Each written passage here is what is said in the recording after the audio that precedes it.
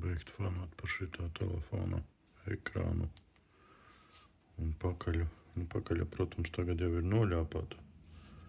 Bet, nu, gan jau, ka šitie varētu kaut ko viņi arī izdomāt. Bet, nu, tā vai savādāk, viņš uz sajūtām ir ļoti labs.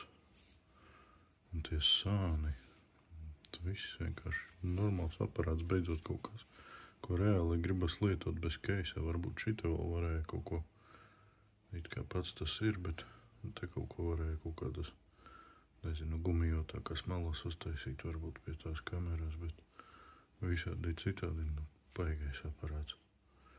Viņam pat piedāvām, neskatoties uz to, protams, viņš nav pats spožākais, pateicoties tam, kāds viņš tur ir. Tā paga, nu, bet ja visādi tur Apple un vēl nezinu, kas pieķertos šitai tehnoloģijai, viņi taču varētu viņu uztaisīt arī spožāk un tā tālāk. Un plus, viņš vēl piedāvām ir izrādās arī reko 90 Hz. Tam visam fantastiski. Baigi labais.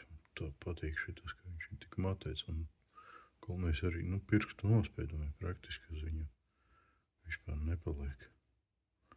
Un lasīšanai, kur man te ir kādas grāmatas. Lasīšanai viņš arī ir.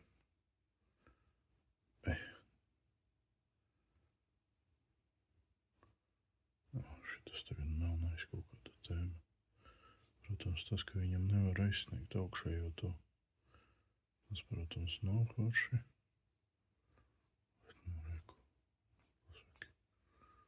Fantastiski, un tev nekas nespīd nekur. Ideāli. Kolosāls. Kolosāls aparāts. Kamera arī izrādās, nav tāpat visūdīgākā. Nekā viņam selfie kamera uztaisīta. Tur atstājuši glossy. Glossy nerulē.